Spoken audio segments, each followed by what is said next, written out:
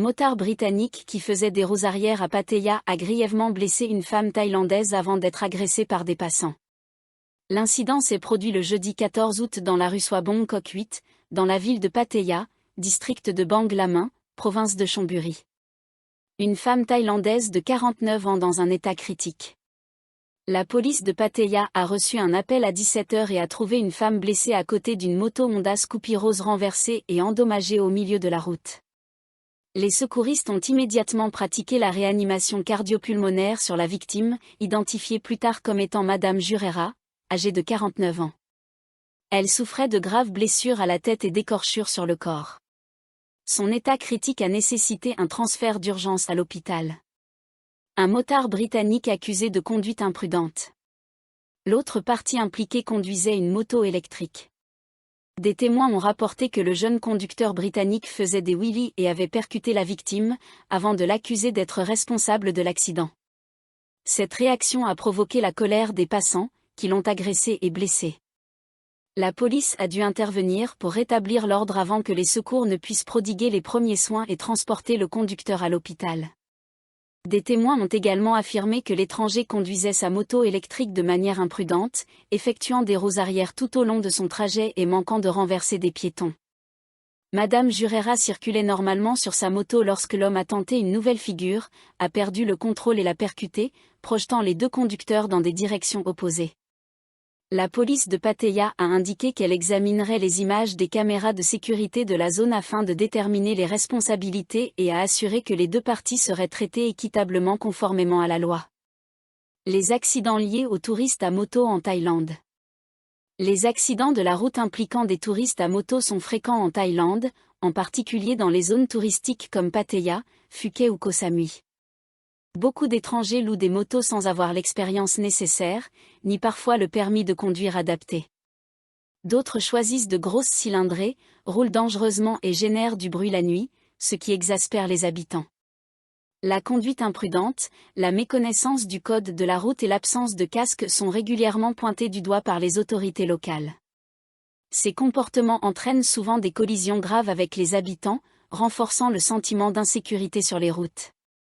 Chaque année, plusieurs milliers d'étrangers sont blessés dans des accidents de moto en Thaïlande, un chiffre qui alimente le débat sur la réglementation des locations de deux roues et sur le respect du code de la route par les touristes. Conflit Thaïlande-Cambodge, les zones interdites aux voyageurs au 16 août 2025. Ce que les voyageurs doivent savoir à propos des zones à éviter en Thaïlande suite au conflit avec le Cambodge, mise à jour au 16 août 2025. L'Office national du tourisme thaïlandais, TAT, a confirmé que des mesures de sécurité renforcées restent en vigueur dans cette province située le long de la frontière entre la Thaïlande et le Cambodge, en raison des tensions transfrontalières actuelles. Ces provinces sont Ubon Ratchathani, Sisaket, Surin, Buriram, Sakeo, Chantaburi et Trat. La loi martiale continue d'être appliquée dans certains districts de Chantaburi et Trat. Un cessez-le-feu entre les forces thaïlandaises et cambodgiennes est actuellement en vigueur, mais les autorités recommandent de rester vigilants. Il est fortement conseillé aux voyageurs d'éviter tous les postes frontières, les attractions touristiques, les parcs nationaux, les points de vue et les communautés environnantes dans les provinces touchées. L'entrée et la sortie par les postes frontières désignés restent interdites. Les routes proches de la frontière doivent être évitées. Tous les visiteurs et résidents doivent se conformer pleinement aux instructions des autorités locales et du personnel militaire. Du 16 au 31 août 2025, les vols de drones sont autorisés uniquement sous conditions strictes, notification préalable, zone réglementée, horaire limité, de 6h à 18h, et altitude maximale de 90 mètres. Situation générale des voyages en Thaïlande. Les voyages dans le reste de la Thaïlande ne sont pas affectés.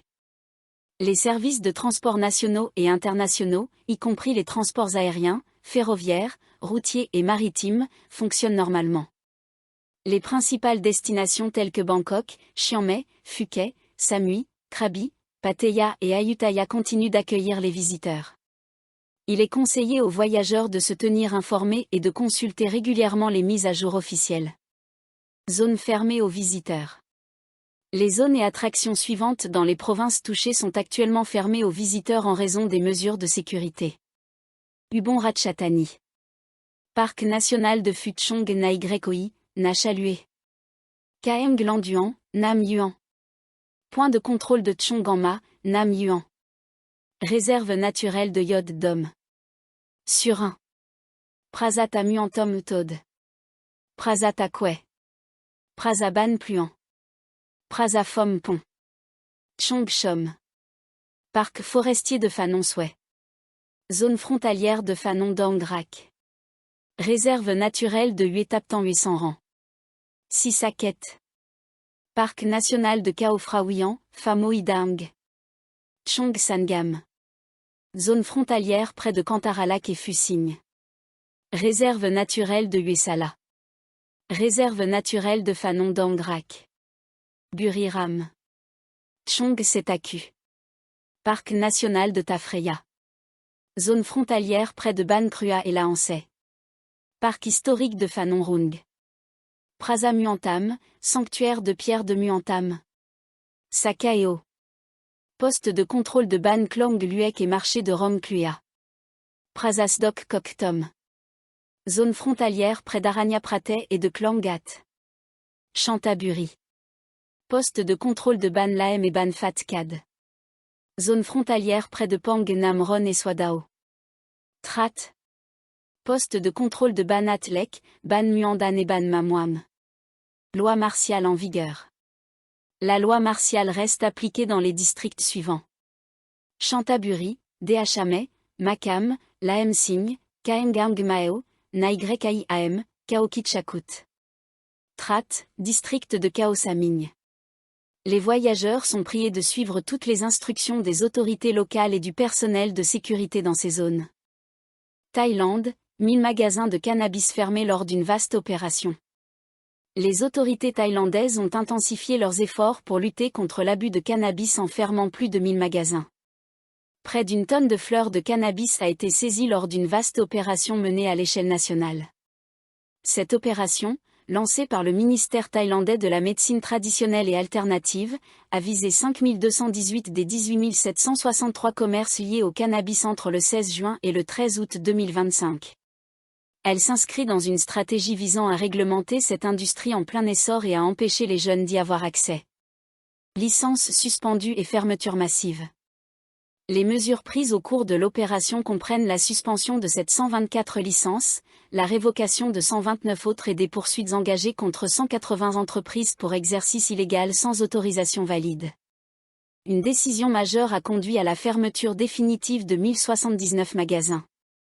Par ailleurs, des produits à base de cannabis ont été saisis dans 116 cas. Les autorités ont également procédé à 33 arrestations liées à des tentatives de contrebande de cannabis hors du pays via les aéroports de Suvarnabhumi et Dongmuan. Au total, 980,65 kg de cannabis ont été confisqués.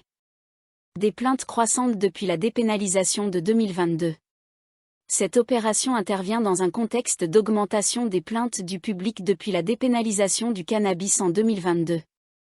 Au total, 176 plaintes ont été enregistrées, portant principalement sur la vente sans licence, la consommation dans les magasins, la vente aux mineurs, les nuisances publiques, les infractions à la réglementation sur la publicité. La plainte la plus fréquente concernait la vente sans licence, avec 68 cas signalés. Un contrôle strict pour protéger la jeunesse. Le Dr Théwan Tanera, directeur général adjoint du département, a insisté sur l'importance d'une réglementation stricte afin que la consommation de cannabis reste encadrée, bénéfique pour la santé et la société, et qu'elle ne favorise pas des abus. L'accent est mis en particulier sur la protection des jeunes et sur le développement d'une industrie du cannabis responsable et conforme à la loi. Des inspections hebdomadaires dans tout le pays.